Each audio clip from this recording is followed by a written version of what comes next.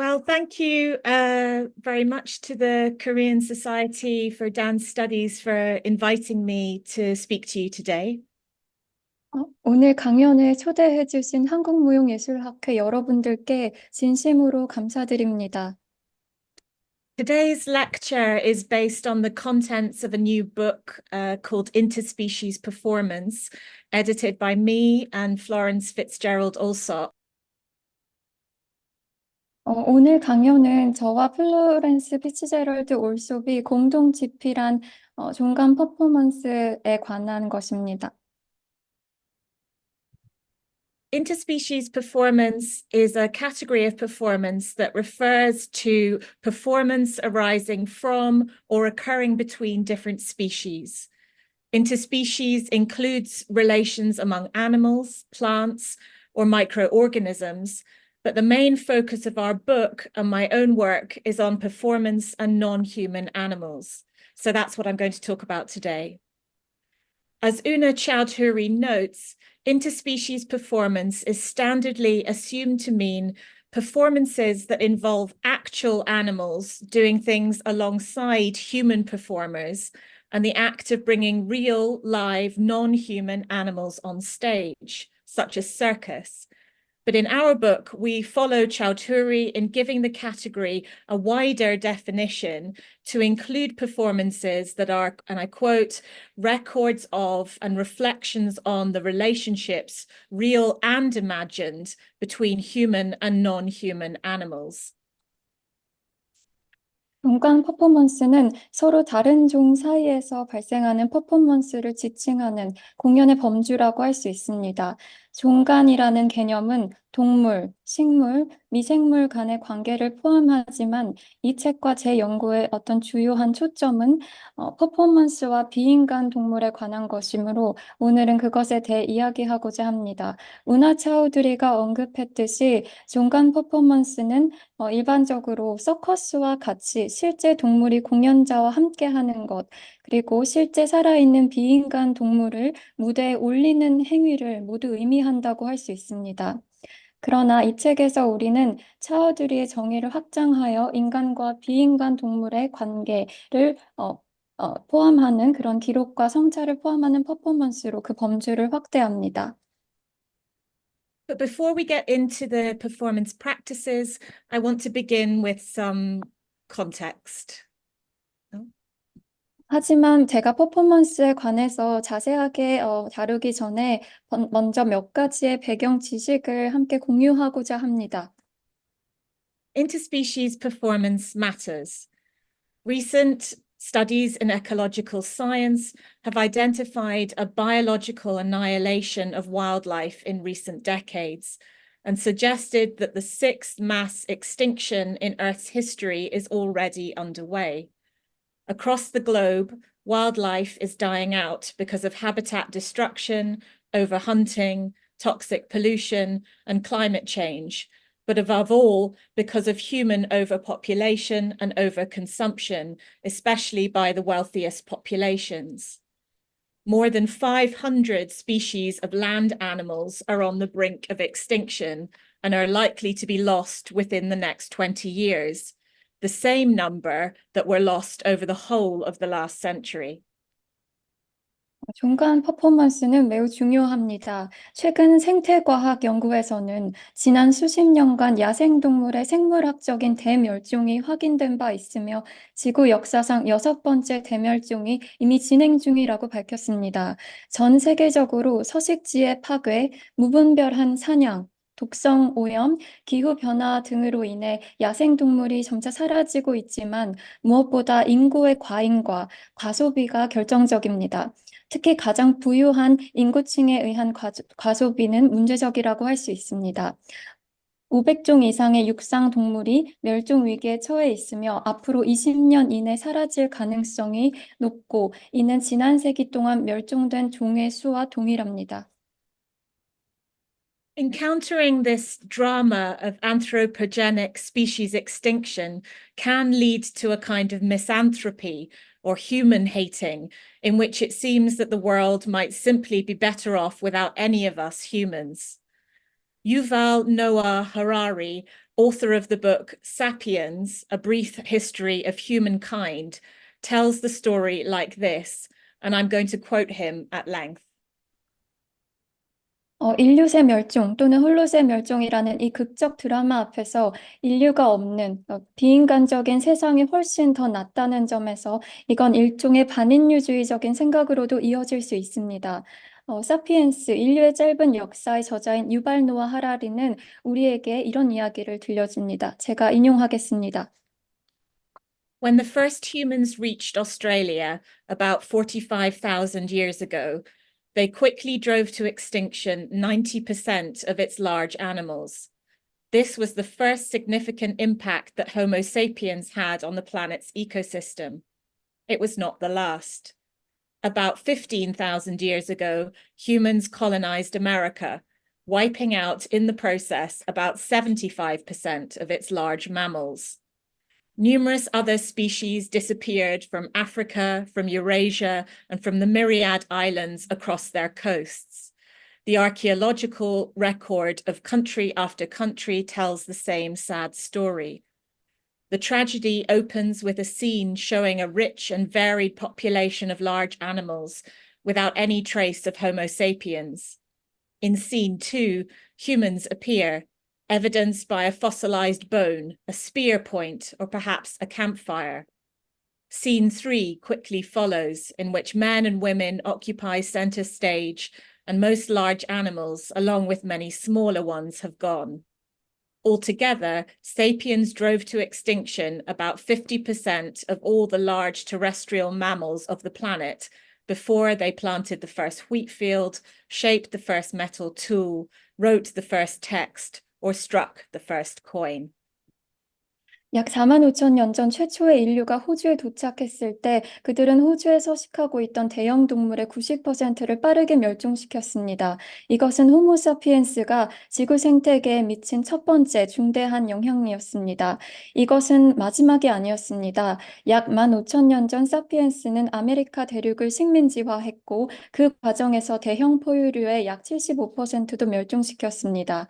아프리카, 유라시아, 해안 주변의 무수한 섬에서도 수많은 다른 종들이 사라졌습니다. 각국의 고고학적 기록들은 하나같이 슬픈 이야기를 전하고 있습니다. 이 비극은 풍부하고 다양한 대형 동물의 집단들을 보여주면서 막을 엽니다.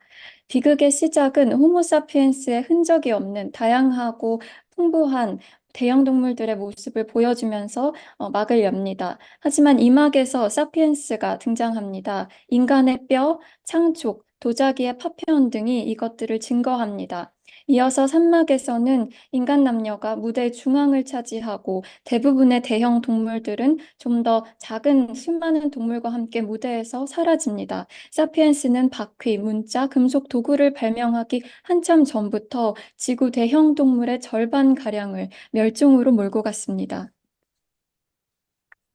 But to what extent is contemporary extinction a problem of human as species, or a problem of a particular concept and performance of what and who counts as human? Is it Homo sapiens that is the problem, or can we be tempered through unlearning anthropocentrism? Is it possible to confront human responsibility for animal extinction without universalizing and without naive notions of the human as reducible to species? How we relate across species difference is becoming increasingly urgent on a planetary scale. And as intersectional theory continues to reveal, this is critically interconnected with how we relate to one another as humans. 그런데 멸종은 어디까지가 종으로서의 인간의 문제일까요? 아니면 인간으로 간주되는 것의 특정 개념과 그 실천의 문제인가요? 문제시되는 것은 호모사피엔스인가요? 아니면 우리 호모사피엔스는 이 인간 중심의 해소를 통해 갱생할 수 있을까요? 우리는 인간을 종으로 단순화할 수 있다는 어떤 천진한 생각이나 일반화 없이도 이 홀로젠 멸종에 대한 책임을 마주할 수 있을까요? 종 간의 차이를 넘어 우리가 어떻게 관계를 맺는지는 지구적 규모에서 점점 더 시급한 문제가 되고 있으며 종간 연구들이 우리에게 계속해서 보여주듯이 이것은 우리가 인간으로서 어떻게 서로 관계 맺는지와 매우 중요한 영향이 있습니다. Traces of the human violence that has contributed to these bleak presents appear throughout our book Interspecies Performance. The bones of humpback whales butchered in Brazil during and after the Portuguese colonial period, the skulls of reindeer culled as a colonial mechanism of indigenous Sami erasure and land appropriation that you can see here, an Indian elephant stolen from her mother as a calf in Thailand and shipped over to America to spend the rest of her life in captivity in a zoo. Historically and today, we see how the speciesism that enables the disregard of animal life is fundamentally inseparable from other forms of oppression, particularly racism, and how threats to biodiversity are thoroughly bound up with threats to indigenous cultures and ways of life. 포르투갈 식민지 시대 이후에 브라질에서 도살된 혹등고래의 뼈, 식민지 시대 사미족의 말살과 토지 수용을 위한 식민지적 방안으로서 대량으로 살처분된 순록들의 두개골, 태국에서 새끼 코끼리가 어미로부터 떨어져 미국으로 건너가 평생을 동물원에서 갇혀 살아야 했던 인도 코끼리 이야기 등 이 책 곳곳에서는 암울한 현재에 기여한 인간 폭력의 흔적이 드러납니다. 과거에서부터 오늘날까지 우리는 동물의 생명을 무시하는 종차별주의가 다른 형태의 억압, 특히 인종차별과 근본적으로 분리될 수 없으며 생물 다양성에 대한 위협이 원주민 문화와 삶의 방식에 대한 위협과 얼마나 밀접하게 연관되어 있는지를 알 수 있습니다. But before everybody gets too depressed, I want to give you some more hopeful narratives as well. So there have been some huge shifts in attitudes to animals in science and culture over the last 40 years. Shifts that make clear how scientific studies of animal behavior are, of course, not really neutral or objective, but are shaped by the cultural norms of the time and place in which they were created. For example, advanced expectation that males of a species would be dominant. Whereas in the 1970s, it would have been dismissed as mere anthropomorphism to consider animal emotion and animal culture, there is now increasing willingness to see continuity between human and animal capacities and behavior. Is it too much to hope that Western culture might be edging towards the eventual collapse of human exceptionalism, the fantasy according to which only humans have language, are aware of their own mortality and grieve, or make art, for example? 제가 너무 절망적인 이야기만 한 것 같은데요. 좀 더 나아가서 이것은 너무 익숙해서 이해하기 힘든 세상의 종말에 관한 이야기입니다. 하지만 좀 더 희망적인 이야기도 있습니다. 이제 그것에 대해서 얘기하고 싶습니다. 지난 40년 동안 과학과 문화에서 동물에 대한 태도의 변화가 있었는데, 이러한 변화들은 동물 행동에 대한 과학적 연구가 중립적이거나 객관적일 수 없으며 시대와 장소의 문화적인 규범, 예를 들면 수컷이 더 우세할 것이라는 어떤 예측에 따라 형성된다는 것을 보여줍니다. 특히 동물의 감정과 사고방식을 고려하는 것이 단순히 의인관으로 치부되어 왔지만 이제는 인간과 동물의 능력과 행동 사이에 어떤 연관성을 보려는 의지가 더 커져가고 있습니다. 서구 문화가 인간만이 언어를 가지고 있고 자신의 죽음을 인지하고 예술을 창조한다는 인간 예외주의 붕괴를 나아가고 있는데 저희는 이것에 과도한 어떤 희망을 걸어도 괜찮을까요? Over the last quarter century, there's also been a profound questioning of the anthropocentrism of performance, leading to the manifestation of an incredible amount of interspecies artworks and projects made internationally. As several authors in our book note, the engagement with non-human animals in performance has been a noticeable trend across European theatre, dance, performance, live arts, and artistic research. But this builds on the legacy of trailblazing works in the Western context, like The Others by Rachel Rosenthal, an epic missionary performance on behalf of animals involving 42 live animals on stage, as you can see here. In the 2000s, the appearance of animals became, and I quote, a regular feature of experimental theatre practices in contemporary Europe. From the rabbits in Rodrigo Garcia's Aftersun, to the dogs on stage in Alan Platel's Wolf, a parrot in Quarantine's Old People, Children and Animals, and the frequent appearance of animals in the works of companies like Societas Raffaello Sanzio.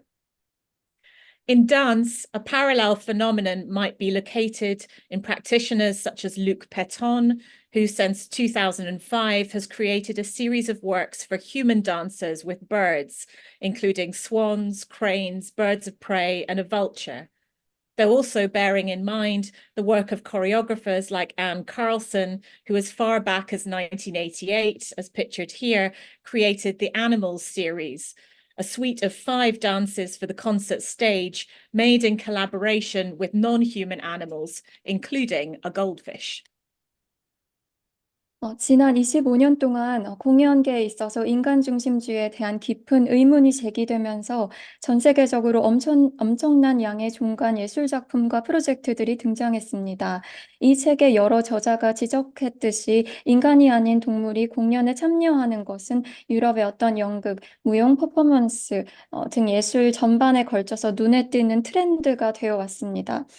서양에서도 굉장히 선도적인 작품들의 유산을 물려받아서 예를 들어 레이첼 로센탈의 작품 디아드스 그리고 42마리의 생동하는 동물들이 등장하는 어떤 공연과 같은 작품들을 바탕으로 2000년대는 유럽의 현대 연극에서 동물들의 등장이 실험적인 극장의 단골 소재가 되어 왔습니다. 로드리고 가르시아의 토끼, 알랭 프라탈의 늑대 무대 위에 등장하는 동물들, 그리고 그 Old People, Children and Animals의 앵무새, 그리고 다른 예술 창작 기업들의 작품에서도 빈번하게 동물들이 등장합니다. 무용에서는 2005년 이후 백조, 학, 사냥조류 및 독수리를 비롯한 새와 함께 인간 무용수를 위한 작품을 만들어 룩 패튼과 같은 안무가들에게서도 우리는 비슷한 현상을 발견할 수 있습니다. 또한 1988년부터 앤 칼슨과 같은 안무가들의 작품도 고려해야 합니다. 칼슨은 동물 시리즈를 제작했는데 이는 비인간, 즉 동물들과 협업으로 제작된 무대를 위한 5개의 어떤 춤 모음이 있으며 이 가운데는 금붕어가 등장하는 것들도 포함되어 있습니다. Of course, there is no intrinsic guarantee that the appearance of animals in performance necessarily implies any kind of renewed attention to animality itself. Historically and in contemporary practice, interspecies performance has also involved the instrumental use of both living and dead animals as mere material for the exploration of human concerns. For many of the experimental theatre works, for example, the aesthetic attraction to the animal lies in how its contingent performativity brings a compelling tension to the Western theatrical mode of representation. Here, arguably, there's more interest in the so-called reality effect of animal actors and its disruptive effect on theatrical representation than in the actual lived realities of animals themselves. 물론 공연에서 동물이 등장한다는 것이 반드시 동물성 그 자체에 대한 새로운 관심을 의미한다는 보장은 없습니다. 역사적으로 봤을 때나 현대에서나 어떤 종간의 퍼포먼스는 인간의 관심사를 탐구하기 위한 단순한 재료로서 살아있는 동물과 죽은 동물 모두를 도구적으로 사용해 왔습니다. 예를 들어 많은 실험적 연극 작품에서 동물에 대한 미학적 매력의 발견은 동물의 우발적인 공연성이 서구 연극의 표현 방식에 있어서 어떤 매력적인 긴장감을 불어넣는다는 데 있었습니다. 여기서 아마도 동물 자체에 대한 실제성보다는 배우로서의 동물의 현실 효과와 연극적인 재현에 미치는 효과에 더 관심이 많다는 것은 명백합니다. And yet, more recently, there have also been performance events giving new focus to the ethical implications and power dynamics of human-animal relations, including Animals of Manchester, including humans, in 2019, a two-day live art event at Manchester International Festival created by Hamburg-based artist Sibylla Peters and the Live Art Development Agency in London. This event posed questions about what the relationship between humans and other animals, exploring what life might be like if dogs, cows, pigeons, squirrels, and other creatures lived alongside us as our peers. 하지만 최근에는 인간과 동물 관계의 윤리적 함의와 권력의 역학 관계에 새로운 초점을 맞춘 공연이 있었는데 2019년 맨체스터 국제 페스티벌에서 이틀간 열린 라이브 아트 이벤트인 맨체스터의 동물들이 그중 하나라고 할 수 있습니다. 함부르크에서 활동하는 아티스트 시빌 피터스 런던 라이브 아트 개발 기관이 개, 소, 비둘기, 다람쥐 및 생물이 우리 동료로서 우리와 함께 산다면 그것의 삶은 어떠할지 탐구하며 인간과 다른 동물 간의 관계에 대한 질문을 던졌던 작업을 했었습니다. Meanwhile, in the context of visual arts, Jessica Ulrich describes how, quote, interspecies art is being established as a new genre of art that encompasses artist collaborations with animals, artworks made by animals, or artworks for animals. The last 20 years has seen a notable number of exhibitions of artworks by animals, such as Animal House, Art by Animals, Beyond Human, bearing in mind that the polite question, in Vinciane Dupre's sense, is not can animals make art, but how do animals make art, or what counts as an aesthetic practice for different species. 한편 시각예술의 맥락에서 제시카 올리는 종간 예술은 예술가와 동물의 협업, 동물이 만든 예술 작품 또는 동물을 위한 예술 작품을 아우르는 새로운 예술 장르로 자리매김하고 있다고 설명합니다. 지난 20년 동안 동물에 의한 새로운 예술 작품 전시가 눈에 띄게 많이 열렸다고 할 수 있는데 반시안 데프레가 말하는 어떤 정중한 질문은 동물이 과연 예술을 할 수 있는가가 아니라 동물은 어떻게 예술을 하는가 또는 어떤 다른 종에 대한 미학적인 실천으로 간주되는 것은 과연 무엇인가라는 점을 염두에 두고 동물의 예술 작품이 예술의 영역에 포함된다는 것을 우리로 알게 합니다. So this is less about proving that animals have the capacity to make paintings or dances just like us, and more about attending to the aesthetic dimensions of practices such as hole digging, nest building, and vocalization. In the European context, recent years have also seen the emergence of interspecies collectives, such as the CM UK collective, founded with 2 parrots in 2014, and the Interspecies Collective featured in our book, as well as interspecies theatre companies that model themselves as distinctive in terms of their empowerment of non-human creativity, in contrast to the more familiar phenomenon of things like equestrian theatres, such as Theatre Zingaro. 이는 동물도 우리와 같이 그림을 그릴 수 있다는 것을 증명하기보다는 구멍을 파거나 둥지를 짓거나 발성 행위 같은 미학적 측면에 주의를 기울인다는 것에 가깝다고 할 수 있습니다.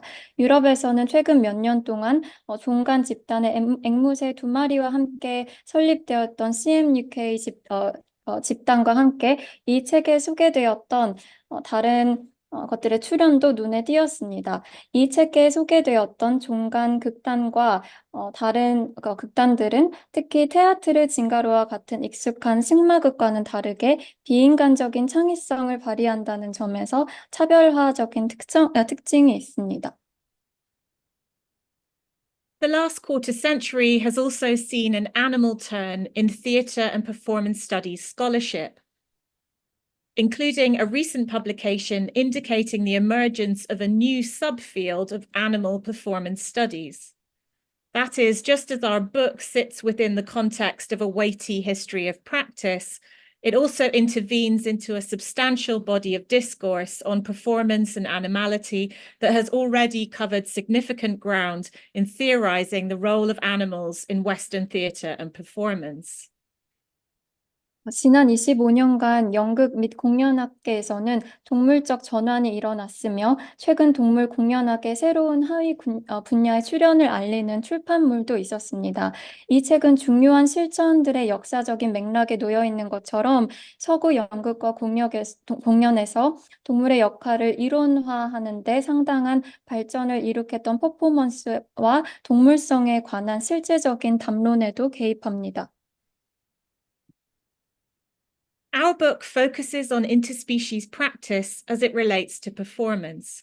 And indeed, throughout the book, the question of how, where, when, and by whom definitions of performance are performatively produced and enacted is precisely what interests many of our contributors. How might normative human ideas of performance be transformed through encounters with non-human animals? Given that how human and animals can meet is shaped by the contexts in which those meetings take place, how might animalizing the aesthetics and spatio-temporal qualities of performance enable new interspecies encounters? As the Finnish artistic researcher Tuija Kokkonen describes in the book in one of her essays, this turn towards the non-human leads to a fundamental disorientation of the concept of performance itself, a profound experiential shift in human perceptions of what counts as performance and how its spatio-temporal and existential relationship to non-performance is constituted by and for whom. 이 책은 퍼포먼스와 관련된 종간의 수행에 초점을 맞추고자 합니다. 그리고 실제로 책 전반에 걸쳐서 종간의 퍼포먼스를 포함해 수행에 대한 정의가 어떻게, 어디서, 언제, 누구에 의해 생산되고 제정되는지에 대한 질문은 많은 기고자들이 함께 관심을 가지고 있는 주제입니다. 퍼포먼스에 대해 인간의 개념이 비인간, 즉 동물과 만남을 통해 어떤 방식으로 변화할 수 있을까요? 또는 인간과 동물이 만나는 방식은 그 만남이 이루어지는 맥락에 따라 형성된다는 점을 고려했을 때 공연 미학과 시공간적 특성을 동물화하면 어떻게 새로운 종간의 만남을 가능하게 할 수 있을까요? 이 책에 실린 핀란드 예술 연구자 투이자 코코넨의 에세이에서 자세히 설명하듯이 비인간적인 것으로의 전환은 퍼포먼스의 개념 자체에 있어 근본적인 방향 전환, 즉 무엇이 퍼포먼스로 간주되는지 그리고 어떤 비퍼포먼스와의 시공간적, 실종적 관계가 누구에 의해, 누구를 위해 구성되는지에 대한 인간 인식의 어떤 심오한 경험적인 전환을 가져다 줍니다. To quote Kokkonen, does the performance event start out of the intention whereby your attention is directed to all animals and plants in your environment? Or does it start already at the moment when you remember that the performance exists in whichever part of the world you happen to be? Oftentimes, Oftentimes, interspecies performance is not a performance, an object that can be captured and recognized within the scope of human perception, but by an ongoing and emergent process, the fragile presence of which is manifested by its multi-species participants. In a number of the contributions, artists refer to the need to establish a new contract with the audience, that what they are entering into is an experiment, an event defined by the unpredictability of its results and its capacity for failure, rather than a fully fledged theatre piece. 제가 코코눈의 한 문장을 인용하겠습니다. 이러한 공연은 당신 주변의 모든 동식물들에게 주의를 기울이려는 의도로부터 시작될까요? 아니면 단지 세계 어느 곳에 있든 공연이 존재한다는 것을 상기하는 바로 그 순간부터 시작될까요? 때때로 종간 퍼포먼스는 인간의 인식 범위 내에서 포착되거나 인식될 수 있는 대상이 아니라 여러 종들 간 참여자들에 의해 그 취약성이 드러나는 어떤 지속적이고 창발적인 과정이라고 할 수 있습니다. 많은 기고문에서 예술가들은 관객과 새로운 어떤 계약을 맺어야 할 필요성을 언급하는데, 이는 예술가들이 자신이 참여하는 것이 어떤 성숙한 연극 작품이 아니라 결과 예측 불가능성과 실패 가능성으로 규정될 수도 있는 실험이기 때문입니다. In contact with other species, the entire apparatus of performance is transformed. Performance time mutates to exceed human lifespans, to emerge beyond the thresholds of human perception and acknowledging non-human attention spans, to operate at more than human time signatures and alongside non-human rhythms, emphasizing the importance of questions of duration for thinking the role of performance in the context of ecological crisis and the ethical dimension of attending to the multiplicity of ways of being in time. Alongside anthropogenic clock time counted in hours, minutes, and seconds, contributions situate performance within a relational and emotional time, quote, connected to gesture and weather and the duration needed to perceive all of what is happening, and as a conduit for deep time, understood as one which brings together multiple temporalities into a single frame, a thickening of the present as a point of convergence or contraction between distant pasts and deep futures. Non-human durations, like the 500 million year history of stenophores, as pictured here as an animal group, or the memories carried by the 100 million year ancestry of fireflies, also throw the self-importance of humans into almost comic relief, reminding us of just how late humans emerge as characters in the planetary drama. More than 400 million years of interspecies performance before we even enter the stage. 다른 종과의 접촉을 통해 공연의 전체적인 장치는 변형될 수 있습니다. 공연의 시간은 인간의 수명을 넘어서는 것으로, 인간 지각의 한계를 넘어 비인간적인 주의력을 인정하는 것으로, 비인간들의 시간 차원과 리듬과 함께 작동하는 것으로 변화하며, 어떤 생태학적인 위기라는 맥락에서 공연의 역할을 사고할 때 우리는 지속성의 중요성을 강조하고 시간의 다양한 존재 방식에 대한 윤리적 차원에서 어떤 주의를 기울입니다. 시간, 분, 초 단위로 계산되는 서구의 인간 중심주의적 시간 개념에 따라 기고자들은 공연을 관계적이고 정서적인 시간 안에 위치시킵니다. 이는 몸짓 혹은 분위기와 연관되어 일어나는 모든 것을 지각하기 위한 지속된 시간으로 이해될 수 있으며, 이는 지질학적인 시간, 즉 오래된 연대를 이어오는 통로로서도 이해됩니다. 이 축으로서 현재를 두껍게 하는 것이라고 할 수 있습니다. 비인간적인 지속성, 예를 들어 동물의 집단으로 5억 년의 역사를 가지고 있는 연체동물, 혹은 여기 보시듯이 반딧불이의 1억 년의 조상의 기억을 가지고 있었던 것과 같이 어떤 비인간적인 시간들은 인간의 자만심을 굉장히 희극적으로 표현하며, 인간이 이 길고 긴 행성의 역사적 무대에서 얼마나 늦게 등장하는가를 상기시켜 줍니다. 우리 인류가 본격적으로 무대에 등장하기도 전에 4억 년이 넘는 종간의 공연이 펼쳐졌습니다. But interspecies performance also invites new connections to history, intergenerational inheritance and ancestry, pointedly not in a metaphorical, but in a material sense. The bones of hunted humpback whales in the soil of performance sites, the bones of ancient ocean creatures that constitute limestone becoming part of our bones through drinking water, variously located in the context of Yoruba, Maori, and Wixárika cultural knowledge, interspecies performance is enacted as a practice of communion with ancestors, human and non-human. 하지만 종간의 퍼포먼스는 또한 어떤 역사, 세대 간 유산 및 조상에 대한 새로운 연결로 우리를 초대합니다. 이것은 은유적인 것으로서가 아니라 어떤 물질적인 의미에서 공연 장소의 흙 또는 사냥된 흰고래의 뼈 또는 우리의 음용수로서 우리의 뼈가 되는 석회암으로 이루어진 고대 해양 생물들의 뼈, 그 다양한 문화의 지식의 맥락에서 서로 다른 위치에 있는 종간의 공연은 인간과 비인간 또는 조상의 교류의 어떤 실천으로서도 행해질 수 있습니다.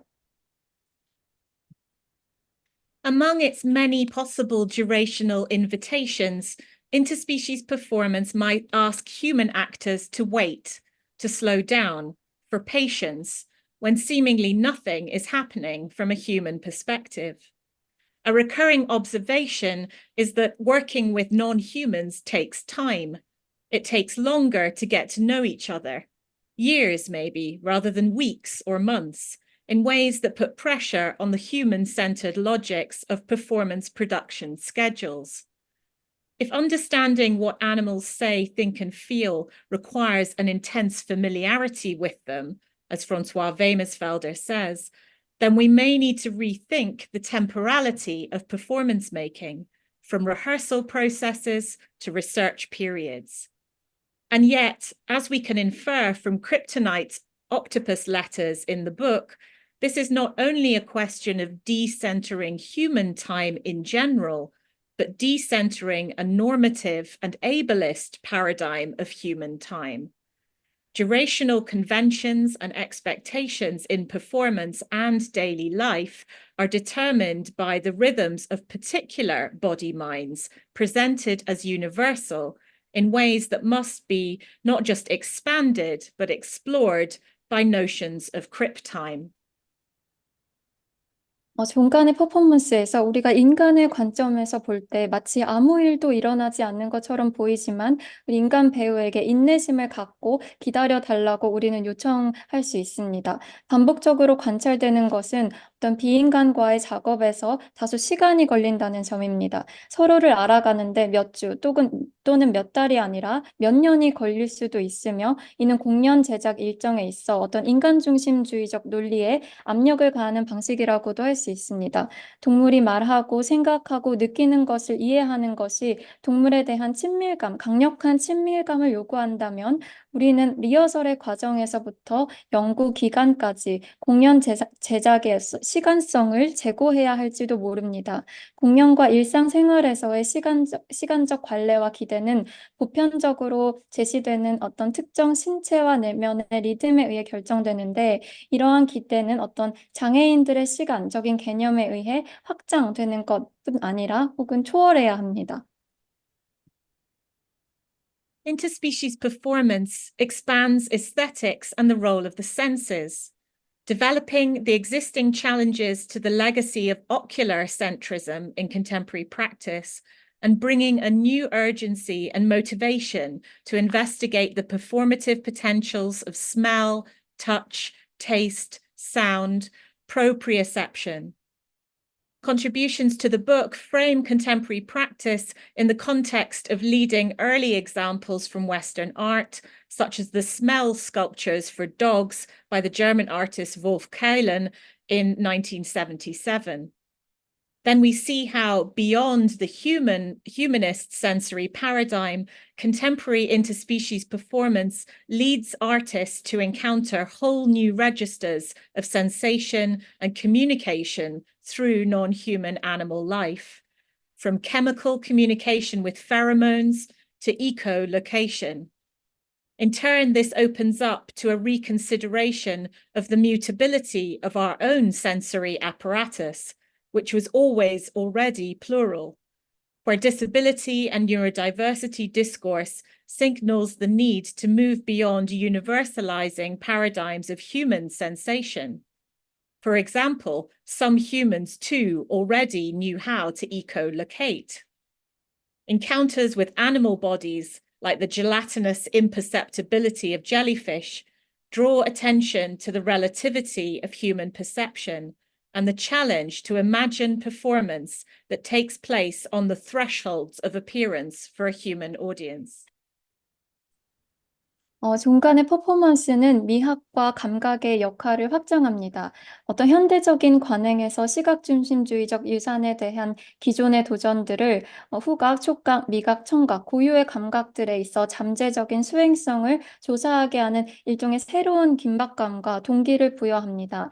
1977년 독일의 예술가 볼프 칼레는 어떤 후각적 조각품, 개를 위한 후각적 조각품과 같은 서양 미술의 초기 사례들을 중심으로 현대적인 실천들을 검토하게 됩니다. 그런 다음 인본주의적 감각의 패러다임들을 넘어 현대의 종간 퍼포먼스가 페로몬을 이용한 화학적 소통에서 어떤 반향 정유에 이르기까지 비인간, 동물의 생명을 통해 완전히 새로운 감각과 소통의 영역을 만나게 하는 방법들에 대해 살펴봅니다. 이는 결국 장애와 신경 다양성의 담론이 인간 감각의 보편화에 대한 패러다임을 넘어서야 한다는 것을 알려줍니다. 언제나 다원적이었던 인간의 감각 장치가 가진 가변성에 대한 재고의 여지를 열어준다고 할 수 있습니다. 해파리의 젤라틴과 같은 지각 불능성을 지닌 동물의 몸과의 만남은 인간 지각의 상대성에 주목하게 만들며 인간 관객을 위한 외부적 경계에서 진행되는 공연을 상상하는 것에 대해 도전하도록 만듭니다.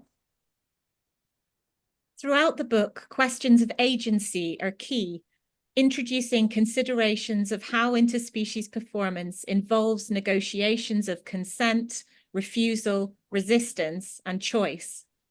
For many of the contributors, the aim is not merely to involve non-humans in performance, but to do so in ways that empower or give space to the expression of non-human agencies, at the same time as being open to the need to rethink how agency itself has been historically defined, including the disaggregation of agency from its self-conscious expression. This is no simple task. How can non-human animals participate in interspecies performance on their own terms? Where, how, when, with whom, and under what conditions can performance happen if the expression of non-human agencies is the starting point? Interspecies performance can present fundamental challenges, but also creative opportunities to presumptions of agency according to its traditional humanist associations with the exertion of subjective mastery and control.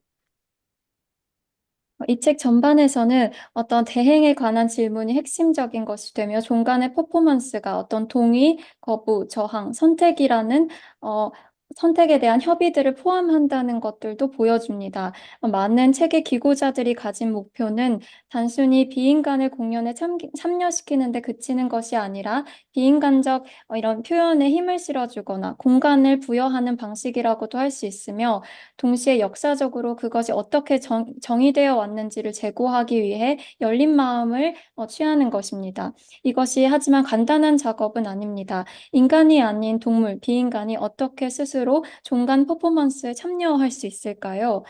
비인간들의 표현이 공연의 출발점이라면 어디서, 어떻게, 언제, 누구와 함께, 어떠한 조건 위에서 퍼포먼스는 발생할 수 있을까요? 종간 퍼포먼스는 어떤 주관적인 지배 혹은 통제권의 행사라는 관습적이고 인본주의적인 연관성에 따라 어떤 섣부른 가정에 대한 근본적인 도전을 하는 것일 뿐만 아니라 우리에게 창조적인 기회를 제공할 수 있습니다.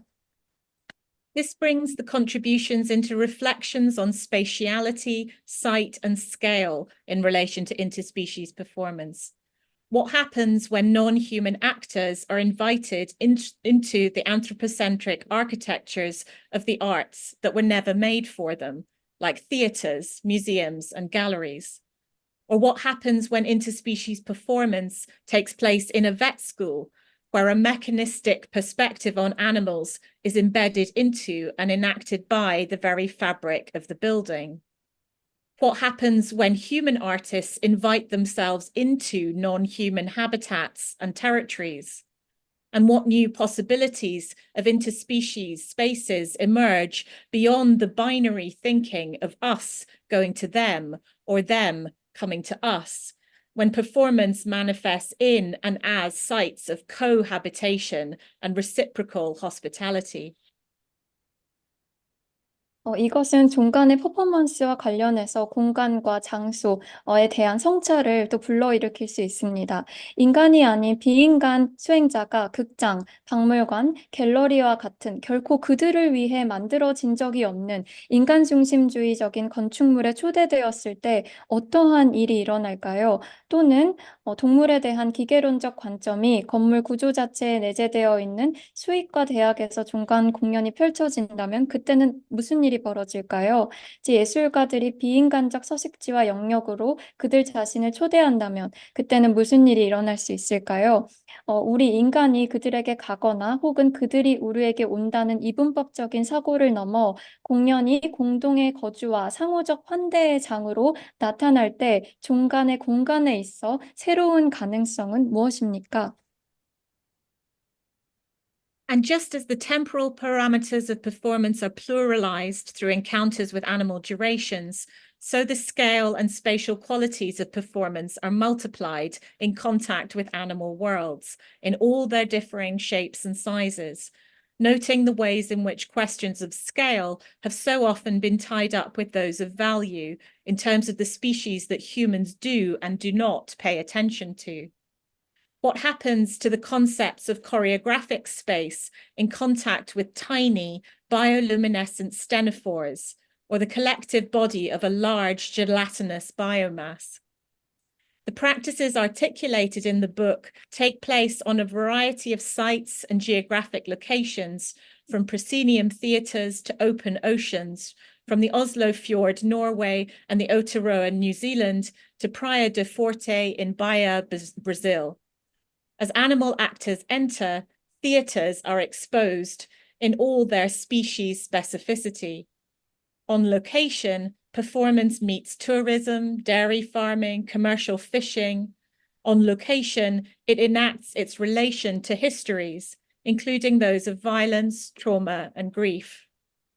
With Michaela Harrison's contribution, for example, we set foot on Praia de Forte as both the site of whale hunts during and following the Portuguese colonial period and a former slave plantation, a site that holds the entangled histories of whale slaughter and the torture committed on the Africans enslaved there. Atrocities lit by whale oil lamps. What is it for Harrison to sing there? And how do the images of this practice speak to us? How does it feel for us, as readers with different bodies and heritages, to see the images of Harrison singing with whale bones at the plantation? 그리고 동물의 지속 시간과 어떤 조우를 통해 공연의 시간에 있어 매개 변수가 다원화될 수 있는 것처럼 퍼포먼스의 수행에 있어 규모와 공간적인 특성은 동물의 다양한 형태와 크기를 가진 동물 세계와 접촉을 통해 더 다양해집니다. 주목해야 할 것은 종종 규모의 문제가 어떤 종들에 대한 관심과 관련해 어떤 가치의 문제와도 결합되어 있다는 것입니다. 작은 생물 발광 세포 조체 또는 거대한 젤라틴 바이오매스의 집합체와 접촉하는 안무의 공간 개념은 어떻게 될까요? 이 책에 소개된 사례는 노르웨이 오슬로피 를 포함해 두포르테에 이르기까지 프로시니엄 극장에서부터 넓은 바다에 이르기까지 다양한 장소와 지리적인 위치 위에서 펼쳐집니다. 동물 배우들이 등장하면서 동물의 종별 특성들은 고스란히 드러납니다. 촬영 현장에서 공연은 관광, 상업적 어업과 만나고 폭력, 트라우마, 슬픔 등의 역사와의 관계를 구현한다고 할 수 있습니다. 예를 들어 해리슨의 공원으로 포르투갈 식민지 시대 그 이후의 고래 사냥터이자 과거 농장이었던 프라이아 두 포르테는 고래 학살과 그곳에 노예로 잡혀온 아프리카인들에게 가해진 고문에 의한 역사성을 간직한 장소로서 다시금 주목받게 되었습니다. 고래 기름 램프로 불을 밝히는 잔악한 행위. 해리슨이 그곳에서 노래하는 것은 무엇이며 이 수행하는 이미지는 우리에게 어떤 의미를 전달하나요? 각각 다른 신체와 유산을 가진 개체로서 농장에서 고래뼈를 들고 노래하는 해리슨의 이미지를 보는 것은 우리에게 어떤 느낌으로 다가오나요? If modes of spectatorship are constituted by theatre and performance architectures, then concepts of spectatorship and audience are also set in motion by interspecies practices. This theme insists on addressing the question of animal audiences and spectators, examining what happens to performance if it is made for non-humans, understood as perceiving and expressive subjectivities with aesthetic interests and preferences, rather than the mere objects of human art and attention. How to perform for a cat or a dog, for sheep, pigs, and goats. What happens to notions of audience when we no longer think in terms of the default frontal gaze of humans, but also in terms of other forms of embodied perception and peripheral visioning? Acknowledging the long history of the use of non-human animals to entertain human spectators, increasing numbers of artists have become interested in flipping the species distinction that has conventionally been reinforced by the actor-audience divide. But is it a matter of performing for or performing with animals? And to what extent can we consider performance for multi-species audiences? At the same time, the question of how performance might elicit or even train new modes of attention to and sensibility for non-human animal life in human audiences is fundamental to many of the projects in the book, including where it is less a matter of an eye, a human eye who is paying attention intentionally, but a desubjectified attention produced in and as relationality. This highlights the relations between audience, ethics, and epistemology, including the consideration of practices of attention as ways of performing more ethical modes of relation and interspecies knowledge as encounter rather than mastery. 만약 관람에 있어서 방식이 극장과 공연 구조에 의해 구성된다면 관람과 관객의 개념도 종간 관행에 따라서 움직이고 변한다고 할 수 있습니다.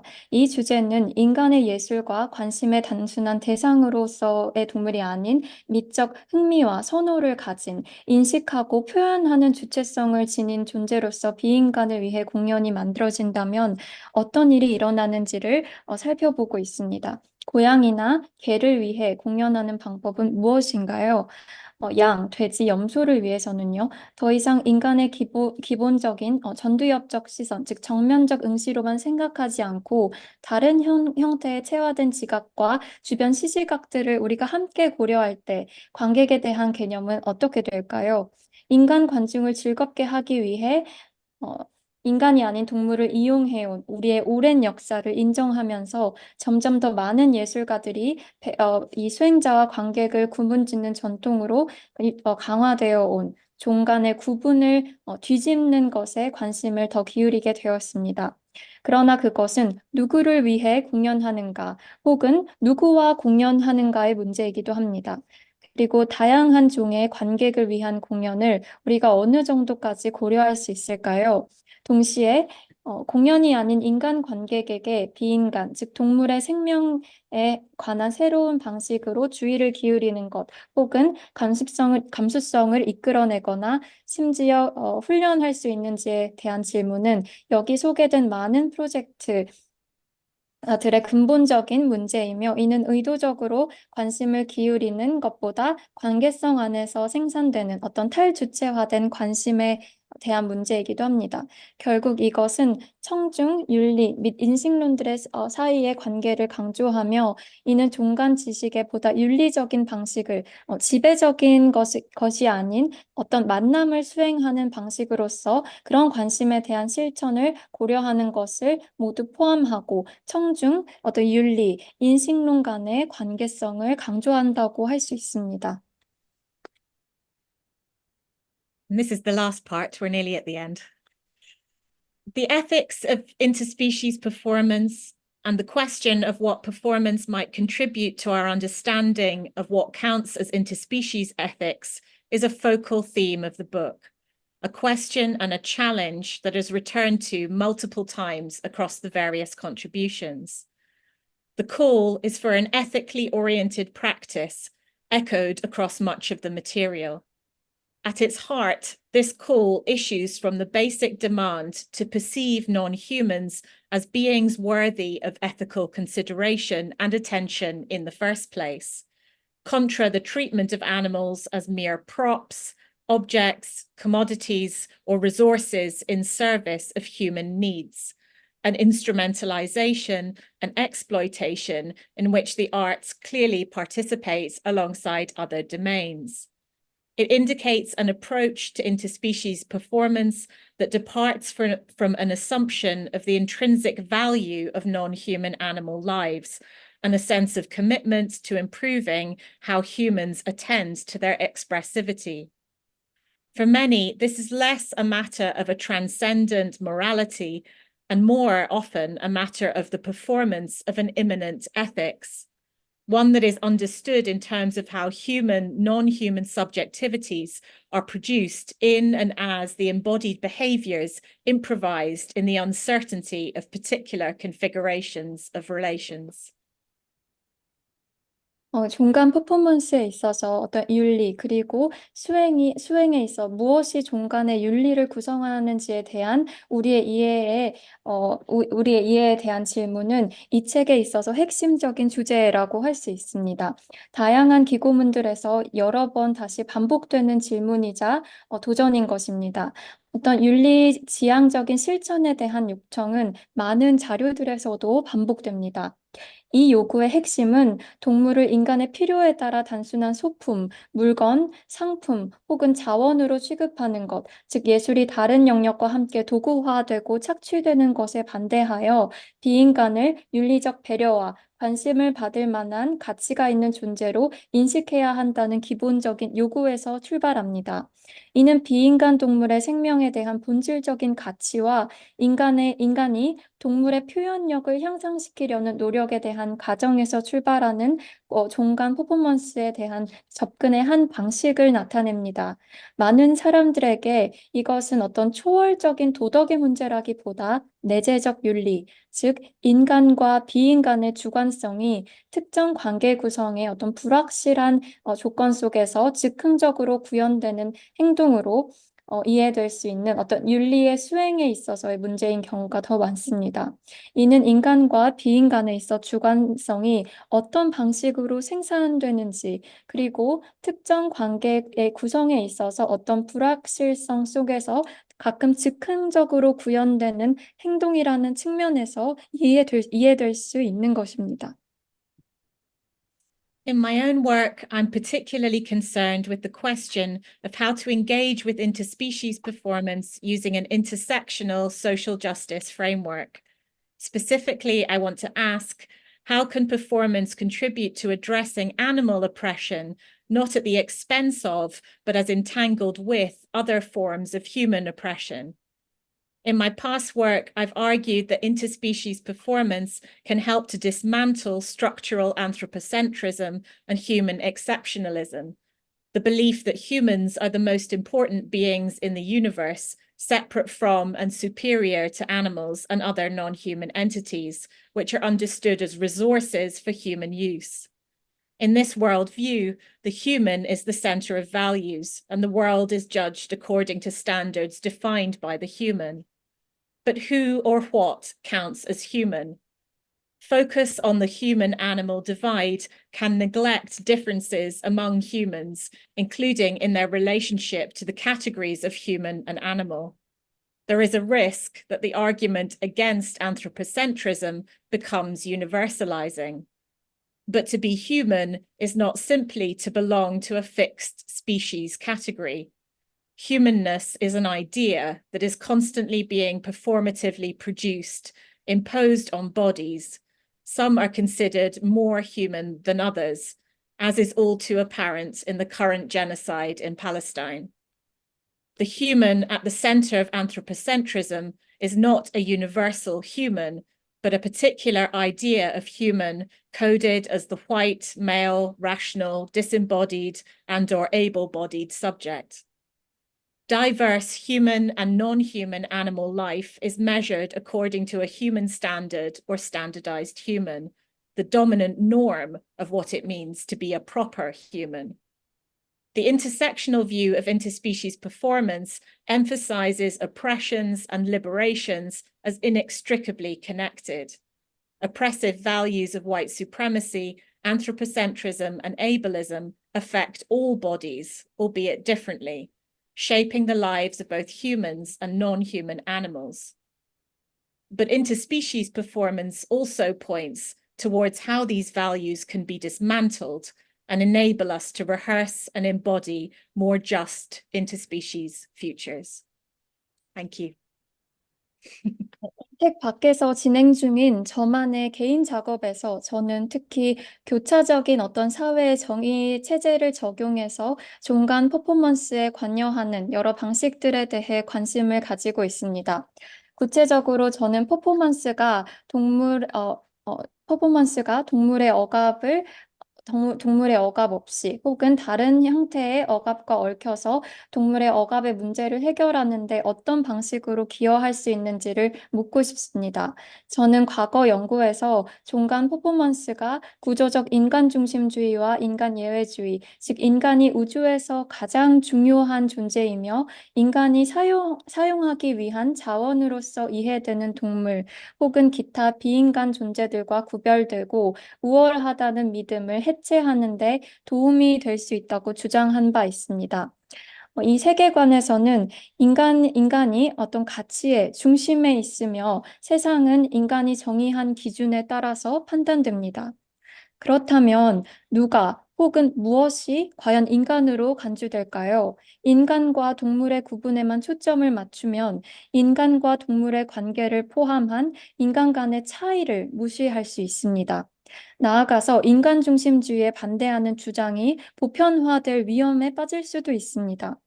그러나 현재 팔레스타인의 어떤 대량 학살에서도 너무 명백하게 드러나듯이 인간적이라는 것은 단순히 어떤 고정된 종의 범주에 속하는 것이 아니라 인간성이라는 것은 끊임없이 수행적으로 생산되고 신체에 부과되는 개념이며 어떤 사람들은 다른 사람들보다 더 인간적인 속성으로 간주되기도 합니다. 인간 중심주의의 중심에 위치한 인간은 어떤 보편적인 인간이 아니라 백인, 남성, 이성적, 영적, 육체와 분리된 혹은 어떤 유능한 주체로서의 개념을 가진 인간입니다. 다양한 인간과 비인간 동물의 삶은 인간의 기준으로 표준화되어 있는 인간, 즉 적절한 인간에 대한 지배적인 어떤 규범 체제에 따라서 측정된다고 할 수 있습니다. 종간 퍼포먼스에 대한 이런 교차적인 관점은 억압과 해방을 불가분의 관계로 강조합니다. 백인 우월주의, 인간 중심주의, 어떤 능력주의의 억압적인 가치가 모든 신체에 영향을 미치며 비록 다를 수는 있지만 인간과 비인간 동물 모두의 삶을 형성하게 됩니다. 그러나 종간 퍼포먼스는 이러한 가치관을 해체하고 보다 정의로운 이 종간의 미래를 연습하고 예행 연습하고 또 구현할 수 있는 방법을 제시한다고 할 수 있습니다. 강의를 마치겠습니다. 감사합니다.